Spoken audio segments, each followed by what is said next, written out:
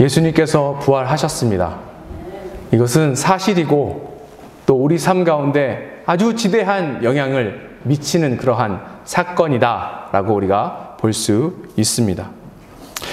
이렇게 기쁜 소식이 있는데 과연 우리는 이 기쁜 소식을 누구에게 전해야 할까요? 우리 인생에 있어서 좋은 일이 있을 때 누구와 나누고 싶으신지 이 시간을 통해서 한번 생각해 봤으면 좋겠습니다. 사자성어 중에 삼고초려라는 그런 말이 있습니다. 어떤 것을 얻기 위해서 계속해서 노력해야 된다는 것을 의미하고 있는데 이 말이 어떻게 시작되냐면 우리가 잘 알고 있는 삼국지에서 이 모든 것들이 나왔습니다. 유비가 조조와 싸움에서 계속해서 연전연패를 하니까 자기 멘토에게 물어본 거예요. 좋은 군사, 좋은 장수가 있으면 소개시켜달라. 그러면 조조와의 전쟁에서 승리할 수 있을 것 같다라고 이야기했는데 그때 그 멘토가 뭐라고 이야기했냐면 장수보다는 한 지략가가 있는데 이 사람을 찾아가는 것이 좋겠다. 근데 이 사람은 산 건너 마을에 초가집을 짓고 살고 있는데 그 사람 이름은 제갈공명이다 라고 이야기했습니다. 유비가 이 인재를 찾기 위해서 갔는데 갈 때마다 이 제갈공명이 유비를 만나주지 않는 거예요. 3번이나 가서 겸손하게 찾아갔더니 그때서야 만나주더라는 것입니다. 근데 이 제갈공명이 유비 곁에 온 것이 굉장히 좋았어요. 왜냐하면 그 이후로 유비가 계속해서 승리를 거둘 수 있었기 때문에 그렇습니다. 사람들은 자기 필요가 있으면 그 필요를 채워줄 사람을 생각하고 그 필요를 채워줄 사람에게 다가갑니다. 그리고 그 필요를 채워달라고 요구하고 요청하지요. 우리 살다 보면 삶 가운데 기쁜 일이 있어요. 또 슬픈 일이 있습니다. 어려움이 생겨요. 고난이 생겨요. 아픔이 생겨요. 근데 이럴 때 우리가 누구를 찾아갑니까? 중요한 것은 누구를 찾아가는 것보다 누구에게 찾아가는 것이 훨씬 더 중요합니다. 정확한 사람, 적절한 사람에게 찾아가는 것이 무엇보다 중요하다라는 사실입니다. 오늘 본문을 보니까 예수님 무덤 앞에 간 사람이 3명이 나옵니다. 이 3명은 저마다의 필요를 채우기 위해서 예수님이 계시는 그 예수님의 무덤으로 간 거예요. 그런데 무덤에 가보니 예수님을 찾을 수 없었습니다. 그래서 이 3사람은 더 큰 절망에 빠지게 됩니다. 그런데 보면 이 사람들이 더 큰 절망에 빠진 이유는 엉뚱한 곳에서 예수님을 찾고 있었기 때문에 그래요. 왜냐하면 예수님은 무덤에 계시지 않습니다. 부활하셨기 때문에 그렇지요. 우리도 저마다 진리를 찾아서 인생을 찾아서 그 의미를 찾아서 떠납니다. 사람들은 이 길을 여행이라고 빗대서 이야기도 하는데 그 길을 사람들은 사실은 잘 찾지 못해요. 어느 길이 진리의 길이고 어떤 것이 인생의 성공의 길인지 잘 알지 못합니다. 그런데 우리는 잘 알고 있죠. 누구에게 가면 이 인생의 모든 문제들이 풀립니까? 바로 살아계신 예수님께 나아갈 때에, 부활하신 예수님께 나아갈 때에 이 모든 것들이 해결될 수 있습니다. 우리의 문제, 우리의 어려움까지도 해결될 수 있는데 이 시간 가운데 어떻게 무엇을 주님께서 우리에게 해결해 주시는지 함께 살펴보기를 원합니다. 첫 번째, 예수님의 부활은 우리의 두려움을 쫓아냅니다. 마리아가 지금 서둘러서 예수님을 찾아가고 있어요. 근데 예수님을 찾아가는 그 발걸음이 가볍지 않습니다.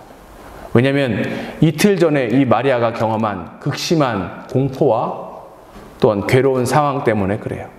그가 사랑하는 예수님이 아무런 죄도 없는데도 불구하고 종교 지도자들에 의해서 또 권력자들에 의해서 무고한 죽임을 당하셨습니다.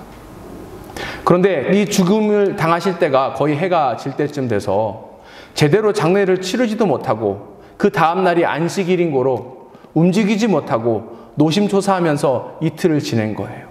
그러니 잠을 자도 제대로 잠을 자지도 못했고 굉장히 힘들고 어려운 상황 가운데 있었습니다. 안식일이 지나고 나서 첫날이 되자마자 그래서 마리아는 급하게 예수님께 가는 거예요. 장례를 온전히 마치지 못했기 때문에 다시금 그 예수님의 시신에 기름을 바르기 위해서 마리아가 발걸음을 옮기고 있습니다. 그런데 이 마리아가 예수님의 무덤 가까이 가서 깜짝 놀래고 맙니다. 1절 함께 보도록 하겠습니다. 안식 후 첫날 일찍이 아직 어두울 때에 막달라 마리아가 무덤에 와서 돌이 무덤에서 옮겨진 것을 보고 깜짝 놀랐어요. 왜냐하면 무덤에 돌이 옮겨졌기 때문에 그렇습니다. 이 유대 문화에서는 무덤을 우리와 같이 땅을 파서 봉분을 만드는 것이 아니라 동굴에 시신을 두고 그 동굴을 큰 돌로 막습니다. 이 돌은 한두 명의 어른으로 되지 않는 아주 커다란 그러한 돌이에요. 그런데 그 돌이 옮겨졌다는 의미는 누군가가 이 돌을 옮긴 거예요. 그래서 마리아가 허겁지겁 그 안을 살펴봤더니 어떻게 되었어요? 예수님의 시신이 보이지 않게 된 것입니다. 예수님이 시신이 보이지 않게 되자 이 마리아는 어떤 생각을 하게 됩니다. 어떻게 생각했을까요? 2절 후반부 함께 보도록 하겠습니다. 사람들이 주님을 무덤에서 가져다가 어디 두었는지 우리가 알지 못하겠다 하니, 지금 마리아가 한 이야기예요. 마리아는 무덤 안에서 예수님의 시신이 사라진 것을 알자마자 바로 무슨 생각이 들었냐면 누군가가 예수님의 시신을 훔쳐갔다라고 생각했습니다. 그 당시에 가끔 있었던 그런 도굴꾼이라고 생각했을 수도 있고, 아니면 종교 지도자들이 예수님을 죽인 것도 모자라서 더 크게 예수님을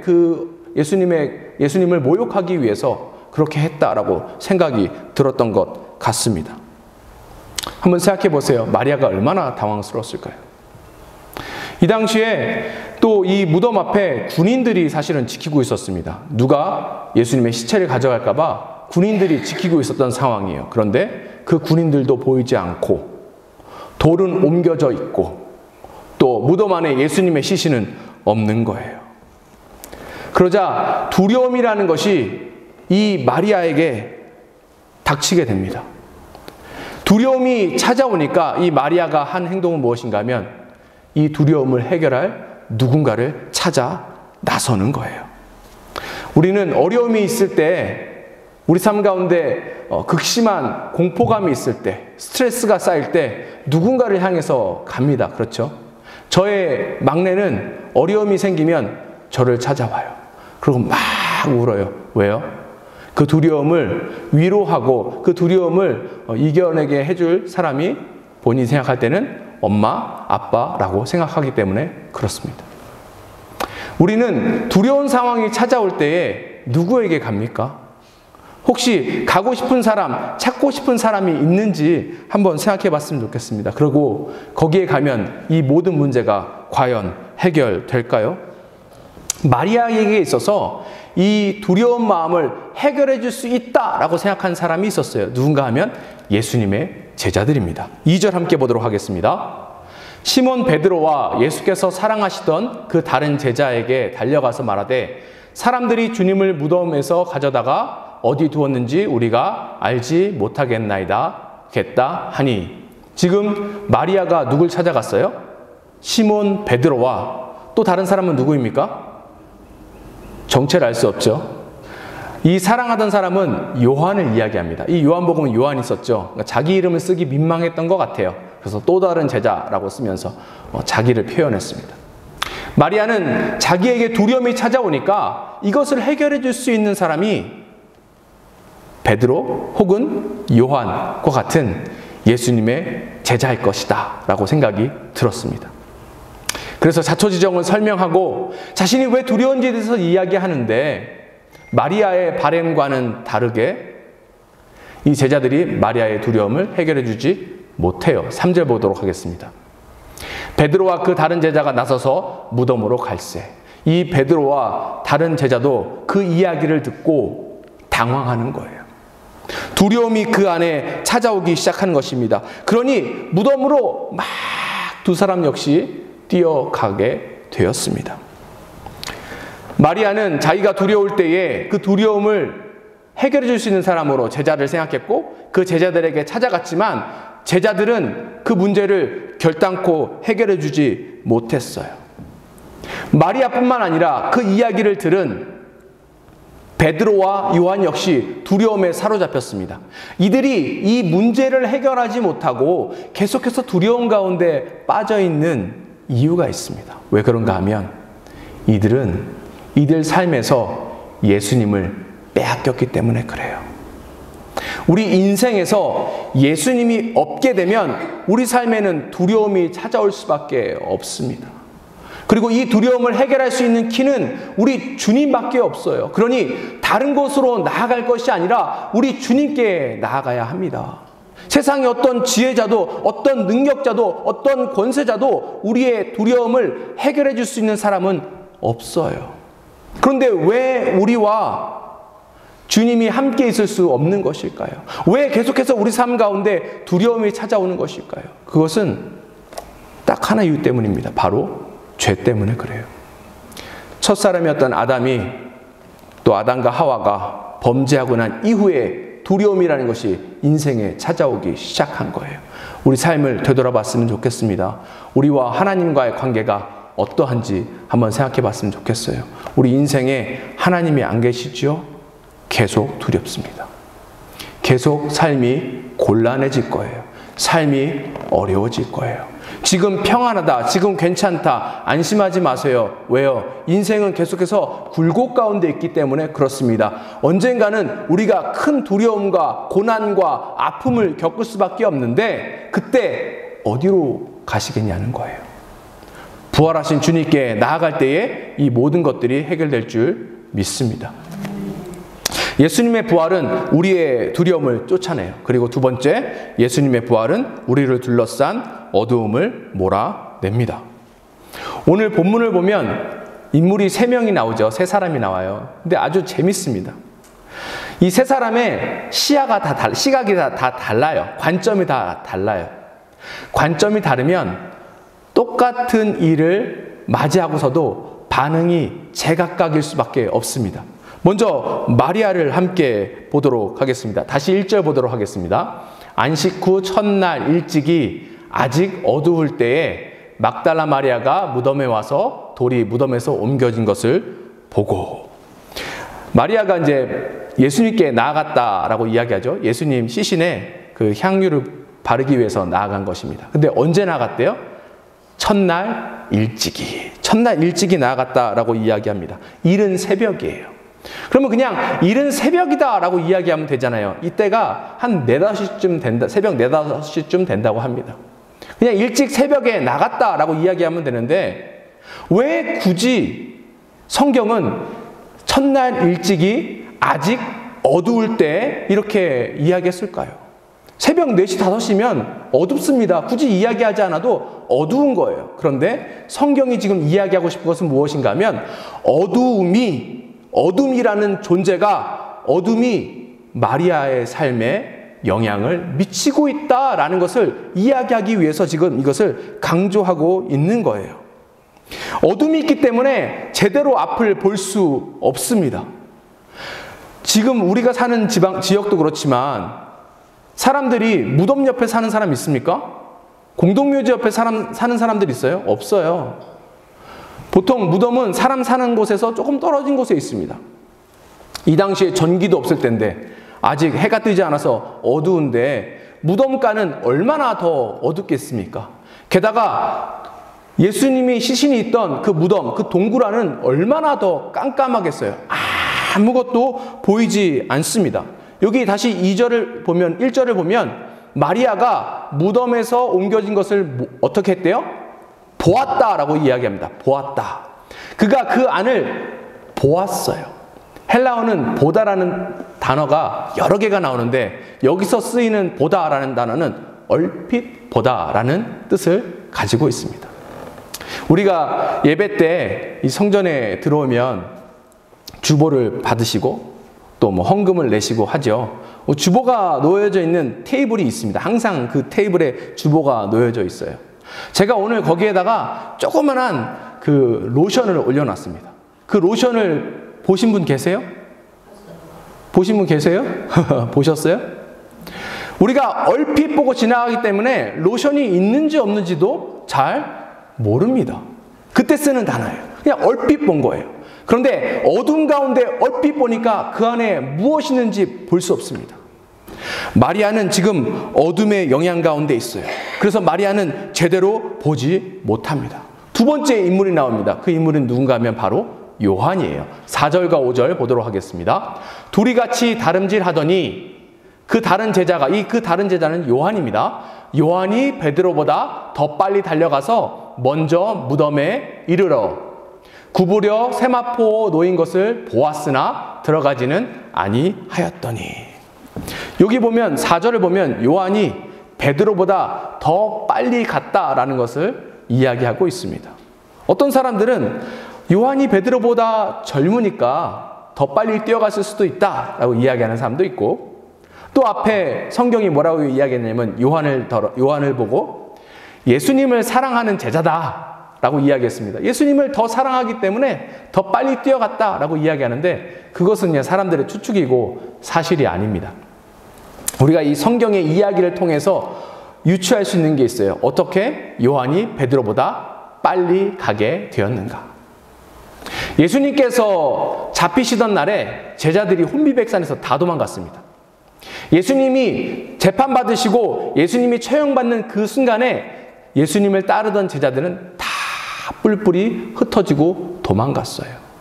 그런데 베드로는 예수님이 재판받는 그 과정까지 참여하고 싶어서 다가갔지요. 그런데 그 중에 종이 사람들 몇 명이 베드로에게 너 예수님과 함께 있던 자가 아니냐라고 물어보니까 베드로가 뭐라고 이야기했어요? 자기가 죽을까 봐 예수님 난 몰라요 라고 3번이나 부인했습니다. 그 후에 닭이 울고 나자 너무나도 큰 죄책감에 베드로마저도 그 자리를 떠나고 말아요. 그런데 예수님이 십자가에서 처형당하시고 예수님이 십자가에서 눈을 감으시는 그 순간까지 유일하게 그 자리를 지키던 제자가 한 명 있었어요. 그가 누구예요? 바로 요한입니다. 그래서 예수님께서 돌아가시기 전에 예수님의 어머니 마리아를 그 제자 요한에게 맡기지요. 바로 예수님 눈앞에 있었기 때문에 그렇습니다. 예수님이 돌아가시고 나자 예수님을 따랐던 제자 중에 아리마대 사람 요셉과 함께 몇몇이 예수님을 장사 지냅니다. 분명히 이 요한도 그 중에 한 사람이었을 거예요. 그러니까 요한은 예수님이 어디에 계시는지 정확하게 아는 사람이에요. 그렇기 때문에 요한이 베드로보다 더 빨리 그 예수님이 계신 무덤으로 다가갈 수밖에 없었던 것입니다. 어쨌든지 간에 도착했어요. 마리아가 처음 예수님의 무덤가로 갔을 때는 새벽이었다고 얘기했죠. 그런데 가서 보니까 예수님이 없었어요. 그래서 마리아가 다시 제자들에게 갑니다. 제자들이 자초지종을 듣고 놀랍니다. 그래서 제자들이 다시 예수님이 계신 무덤으로 가려고 마음먹고 예수님이 계신 무덤가로 지금 달려갔어요. 그 사이에 시간이 많이 지났겠죠. 이제는 해가 뜨기 시작했을 것입니다. 그래서 이제 앞이 보이기 시작해요. 그런데 요한은 먼저 예수님의 무덤에 도착했음에도 불구하고 그 안을 들여다보진 않고 그냥 겉에서 그 안을 본 거예요. 보면서 예수님의 시신은 사라지고 세마포가 놓인 것만 보았습니다.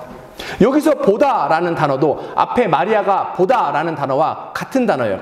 그냥 얼핏 보고 만 거예요. 세마포를 봤지만 거기서 멈춘 겁니다. 왜 그랬을까요? 비록 해가 떠서 이제 요한은 앞은 볼 수 있지만 요한의 마음속에 어두움이 있기 때문에 이 요한의 마음에 있는 어두움이 요한으로 하여금 바로 볼 수 없게 만들었기 때문에 그렇습니다. 세 번째 인물이 나와요. 그는 누군가 하면 바로 베드로입니다. 6절과 7절 보도록 하겠습니다. 시몬 베드로는 따라와서 무덤에 들어가 보니 세마포가 놓여 있고 또 머리를 쌌던 수건은 세마포와 함께 놓이지 않고 딴 곳에 쌌던 대로 놓여 있더라. 여기서 사람들의 그 성격에 대해서 알 수 있는데 베드로는 어떤 사람인가 하면 담대한 사람이었습니다. 그렇죠? 예수님과 베드로가 함께 사역하러 가다가 예수님께서 먼저 제자들을 갈릴리 호숫가의 건너편으로 먼저 보내신 일이 있습니다. 근데 그때 멀리서 한밤중에 예수님께서 물 위로 걸어오신 적이 있었어요. 제자들은 귀신인 줄 알고 다 깜짝 놀라서 까무러쳐 있었습니다. 그때 예수님께서 나다 라고 이야기하시면서 본인이 예수님이시라는 것을 알리셔요. 그때 베드로가 어떻게 했어요? 예수님 저도 물 위에 걷게 해주세요 라고 하고 담대하게 물에 뛰어간 사람이 바로 베드로예요. 그러한 담대함으로 베드로는 요한은 머뭇머뭇거리고 있는데 반해 베드로는 예수님의 무덤가에 오자마자 그 안으로 쏜살같이 들어갑니다. 그리고 어떻게 했대요? 다시 6절 보니까 보았다라고 이야기하고 있습니다. 근데 여기 시몬 베드로가 보았다라는 단어는 이 앞에 마리아의 보았다 혹은 요한의 보았다와는 전혀 다른 단어입니다. 이 보다라는 뜻은 어떤 뜻인가 하면 자세히 조목조목 보다라는 뜻이에요. 조사하다라는 뜻입니다. 지금 7절 보면 베드로가 조목조목 보고 조사한 바에 따른 그 결과물들에 대해서 이야기한 거예요. 어떻게 돼 있대요? 예수님의 머리를 쌌던 수건은 세마포와 함께 놓이지 않고 딴 곳에 쌌던 대로 놓여 있다라고 이야기했습니다. 돌돌 말아서 한 곳에 개켜놨다는 거예요. 베드로가 조사해 보니까 이상합니다. 이건 누군가가 예수님의 시신을 훔쳐간 것이 아니에요. 만약에 누군가가 예수님의 시신을 훔쳐간다면 이 당시에 세마포는 굉장히 비싼 천입니다. 우리가 좋아하는 명품 있죠. L로 시작된다든지 C로 시작된다든지 그러한 옷과 같은 거예요. 예수님의 시신을 훔쳐간 사람이 그 비싼 세마포를 그대로 놓고 가겠습니까? 아니죠. 가지고 가겠죠. 혹시 그게 필요 없어서 예수님의 시체만 필요해서 가져간다고 하면 누군가가 억지로 가져가게 되면 그 예수님을 쌌던 세마포나 그 예수님의 얼굴을 쌌던 수건은 막 흐트러져야 되겠죠. 그런데 흐트러지지 않고 그 자리에 그대로 있습니다.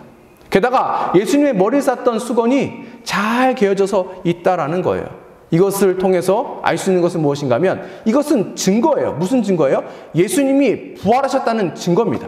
예수님의 시신이 누군가에 의해서 도난당하지 않았다는 증거예요. 누군가가 예수님의 시신을 옮기지 않았다는 정확한 증거입니다.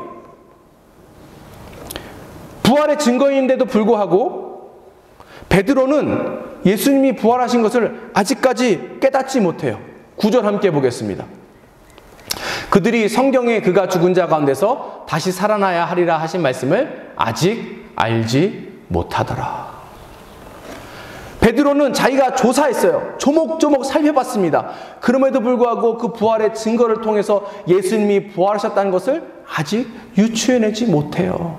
예수님이 하신 말씀을 전혀 기억하지 못합니다. 이것을 통해서 우리가 알 수 있는 것은 무엇인가 하면 베드로는 영적 무지에 빠져 있는 거예요. 영적으로 어두운 상태에 있는 거예요. 그러니 봐도 깨닫지 못하는 것입니다. 이러한 어려움에 우리가 있는데 여전히 이 어두움이라는 세력 안에서 어두움이라는 영향력 안에서 우리가 살고 있는데 과연 이 문제를 누가 해결해 주겠습니까? 누구한테 가서 이 모든 것들을 해석할 거예요? 우리 삶에 어려움이 찾아올 때가 있죠. 왜 어려움이 찾아와요? 알 수 없습니다. 세상적인 관점으로 봐요. 해석할 수 없어요. 인간적인 관점으로 보세요. 해석할 수 없습니다. 우리의 경험, 다른 사람의 경험으로 이것을 해석해 보세요. 전혀 해석할 수 없어요. 우리가 영적으로 온전히 깨어 있을 때 이 모든 것들을 해석할 수 있습니다. 하나님이 왜 이를 행하셨는지, 왜 하나님께서 이토록 우리를 어려운 가운데 내버려 두시는지, 또 하나님은 그대로 우리를 그 가운데 내버려 두실 것인지, 아니면 얼마 후에 우리를 구원하실 것인지, 우리 반드시 깨어 있어야 합니다. 마리아도 나오고 요한도 나오고 베드로도 나오죠. 이들이 동일한 사건을 목격했어요. 봤어요. 그런데 아무것도 깨닫지 못합니다. 그 결과 이들이 뭐라고 고백을 하는가? 다시 2절 볼까요? 사람들이 주님을 무덤에 가져다가 어디 두었는지 우리가 뭐래요? 알지 못하겠다. 어둠 가운데 있으면 알지 못하는 거예요. 9절 다시 한번 볼게요. 그들이 성경에 그가 죽은 자 가운데서 다시 살아나야 하리라 하신 말씀을 아직 알지 못하더라. 모르는 거예요. 모르는 거예요. 그런데 갑자기 요한에게 심경의 변화가 생겼습니다. 8절 보도록 하겠습니다. 그때야 무덤에 먼저 갔던 그 다른 제자도 들어가 보고 믿었더라. 베드로가 들어가서 조사하고 난 다음에 요한이 예수님이 계시던 그 무덤에 들어가서 보았답니다. 그 모든 것들을 본 거지요. 보고 나서 뭐 했대요? 믿었대요. 이 보다라는 단어는 또 다른 단어의 보다라는 뜻입니다. 이 보다라는 것은 어떤 실체에 대해서 정확하게 깨닫게 되었다는 뜻이에요. 상황을 파악하게 되었다라는 뜻입니다. 갑자기 요한을 덮고 있던 어두움이 완전히 걷어지게 되고 그로 인해서 요한은 정확하게 깨닫게 되었다는 거예요. 그런데 갑자기 어떻게 이렇게 되었을까요? 앞에 우리가 구절에 본 것처럼 그 말씀 통해서 유추해 볼 수 있는 것이죠. 예수님께서 반드시 부활해야 하리라는 말씀을 요한이 갑자기 깨닫게 된 거예요. 예수님의 부활의 증거를 보자마자 깨닫게 되니까 그 다음에 어떻게 됐대요? 믿었더라. 믿게 되었던 것입니다. 우리도 이와 같이 기도했으면 좋겠어요. 하나님, 우리가 영적인 어둠에서 벗어날 수 있도록, 우리가 보고 온전히 깨달을 수 있도록 도와주세요 라고 기도했으면 좋겠고, 결국 우리의 마음을 깨울 수 있는 것은 딱 하나예요. 살아계신 예수님인데, 살아계신 예수님을 성경이 뭐라고 표현하는가 하면 말씀이다 라고 표현합니다. 우리가 가지고 있는 이 말씀이 우리의 영적인 무지를 깨워줄 거예요. 이 말씀이 우리를 하여금 온전히 보게 만들 것입니다. 이 말씀이 우리를 두려움에서 이기게 하시고, 또 공포로부터 이기게 하시고, 또 어둠 가운데서 온전히 깨어나게 하실 것입니다. 이 말씀이 우리로 하여금 주님을 인정하게 만들고 기뻐하게 만들 것입니다. 마리아가 경험한 것, 요한이 경험한 것, 베드로가 경험한 것은 부활 아침에 예수님이 부활하셨지만 여전히 죽음의 세력의 영향력 아래 있다라는 거예요. 우리도 이와 같이 될 수 있음을 기억하시고 주님으로 인해서 온전히 깨어나가는 저와 여러분 됐으면 좋겠습니다. 예수님의 부활은 첫 번째, 우리의 두려움을 쫓아냅니다. 두 번째, 우리를 둘러싼 어두움을 몰아냅니다. 마지막으로 우리 삶에 기쁨을 가득 부어줍니다. 마리아를 보면 마리아가 굉장합니다. 큰 영광을 누렸어요. 왜냐하면 인류 역사상 예수님의 부활을 제일 먼저 목격한 사람이에요. 그래서 그럴 수밖에 없었던 이유는 예수님께 충성했기 때문에 그렇죠. 충성하니까 다른 제자들보다 더 먼저 예수님을 볼 수 있게 된 거예요. 왜 그랬는가? 마리아는 예수님께서 그의 인생 가운데 베푸신 은혜를 기억하고 너무 감사해서 그렇습니다. 마리아의 삶이 어땠어요? 굉장히 비참하고 비극적인 삶이었습니다. 성경에 뭐라고 이야기했냐면 마리아는 7 귀신에 들린 여자였다라고 이야기합니다. 귀신을 어떻게 표현해요? 한 명이에요? 단위가 한 마리인가? 어떻게 해야 돼요? 귀신은 한 귀신에 홀려도 사람이 정신을 못 차리는데 7 귀신의 인생을 빼앗긴 비참한 사람들로부터 손가락질 당하고 외면당하고 소외받고 스스로 실패한 인생이라고 좌절하고 낙담하고 절망했던 그 인생이었는데 예수님이 그 인생 가운데 찾아오셔서 이 모든 것들을 다 해결해 주신 거예요. 마리아가 그 삶을 경험했습니다. 그러니 마리아가 다시 예수님 만나기 이전의 삶으로 되돌아가고 싶었을까요? 그렇지 않을까요? 그러고 싶지 않았어요. 어떤 일을 겪더라도, 어떤 대가를 지불해도 그 전으로, 예수님 만나기 전으로 돌아가고 싶지 않았던 인생이 바로 마리아의 인생이었다는 거예요. 그런데 예수님을 잃고 나니까 어때요? 슬픔 가운데 빠질 수밖에 없죠. 11절 보겠습니다. 마리아는 무덤 밖에 서서 울고 있더니 울면서 구부려 무덤 안을 들여다보니, 슬픔 가운데 울고 있습니다. 이 울다라는 단어는 어떤 슬픔이 찾아와서 무엇을 뺏긴 상실감으로 펑펑 운다는 뜻이에요. 엉엉 소리를 내면서 운다는 뜻입니다. 특별히 성경에는 이 단어를 언제 썼냐면 누군가가 죽었다라고 표현할 때 그 곁에 있던 사람들이 울었다라고 할 때 쓰던 그런 단어입니다. 앞에 요한복음에 나사로가 죽었을 때에 나사로 곁에 있던 사람들이 펑펑 울었다라고 이야기할 때 쓰던 단어예요. 지금 마리아가 이와 같이 펑펑 우는 것입니다. 왜요? 상실감 때문에 그래요. 절망 때문에 그렇습니다. 자기가 귀하다라고 여기는 것을 빼앗겼기 때문에 지금 울고 있는 거예요. 예수님을 빼앗긴 것도 억울한데 예수님의 시신까지 도난당하니까 절망적인 거예요. 낙심이 찾아온 것입니다. 근데 이건 마리아의 생각이고 현실은 어때요?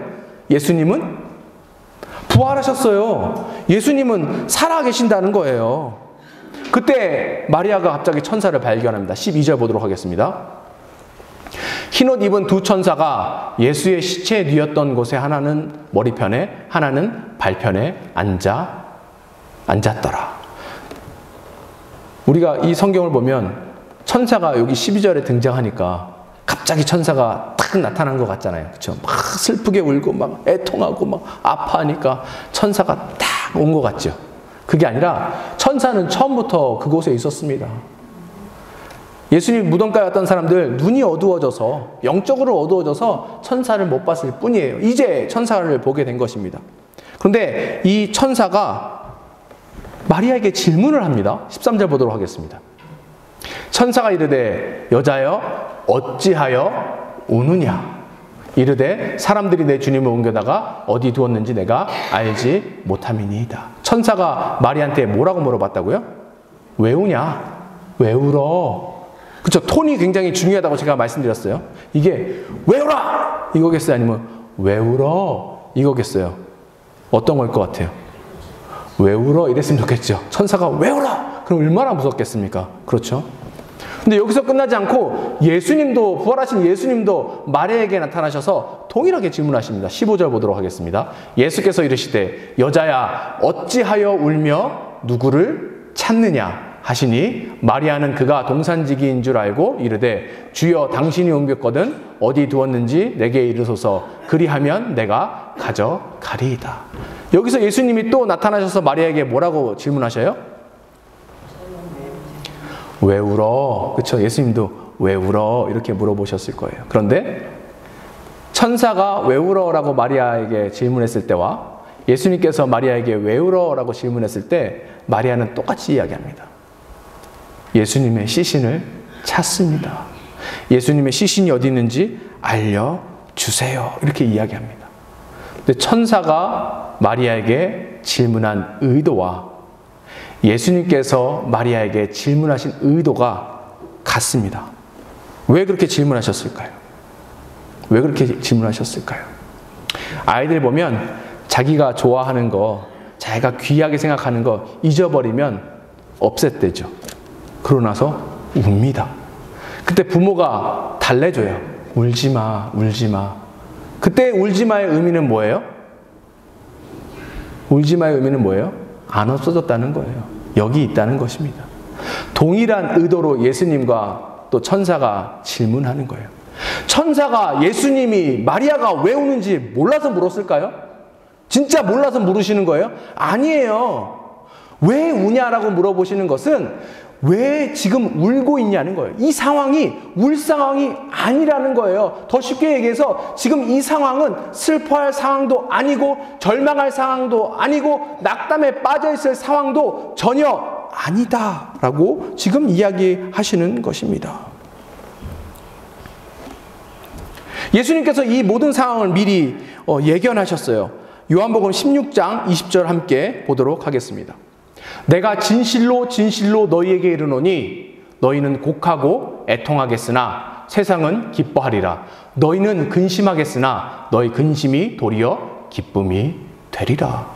예수님께서 십자가에서 돌아가시고 부활하신 그 일 가운데에 사람들이, 제자들이 느끼게 될 그 감정에 대해서 이야기하는 거예요. 지금 마리아가 딱 여기에 빠져 있죠. 예수님 부활하셨는데 계속해서 슬퍼하고 애통해야 한다는 거예요. 기뻐할 때인데 계속해서 슬퍼하고 아파하고 있다라는 것입니다.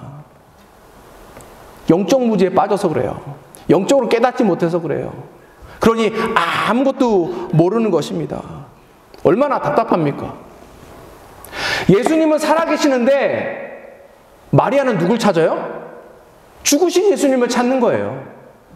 예수님은 부활하셨는데 그래서 눈앞에 계시는데 마리아는 예수님의 시신을 찾고 있습니다. 우리의 삶이 마리아와 같지 않은가요? 분명히 부활하신 예수님이 우리와 함께 하십니다. 부활하신 예수님이 우리와 함께 하신다는 의미는 뭐예요? 예수님께서 우리 삶에 살아 역사하신다는 뜻입니다. 그런데 왜 부활하신 예수님, 살아계신 예수님과 함께 살면서 스트레스 받으세요? 왜 절망 가운데 빠지십니까? 왜 슬퍼하세요? 왜 원통해하세요? 지금은 그럴 때가 아니에요. 예수님과 함께 있는데 왜 낙심하고 삶이 괴롭다라고 이야기하십니까? 지금은 그럴 때가 아니에요. 지금은 어떤 때입니까? 주님과 함께 기뻐할 때예요. 우리 앞뒤 좌우 보시면서 함께 이야기하시겠습니다. 주님과 함께 기뻐하세요. 인사하겠습니다.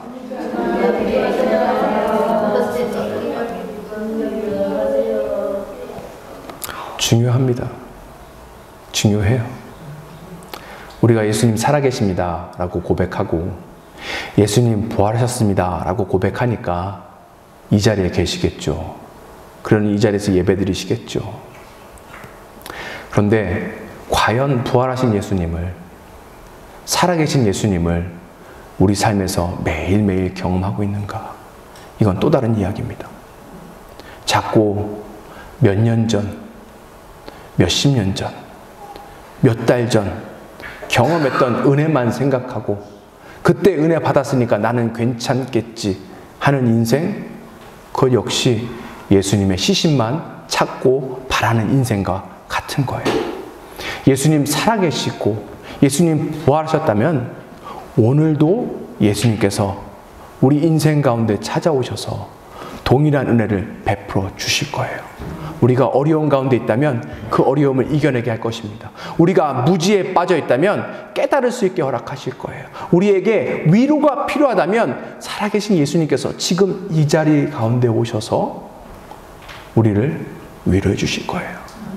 그러니 꼭 예수님을 만났으면 좋겠습니다. 내가 누구를 찾느냐? 예수님이 물어보실 거예요. 당신은 누구를 찾습니까? 예수님이 물어보실 거예요. 그때 우리가 고백해야 될 것은 오늘도 우리 가운데 살아계신 예수님을 우리가 찾습니다. 경험하길 원합니다. 라고 우리가 고백하며 나갔으면 좋겠습니다.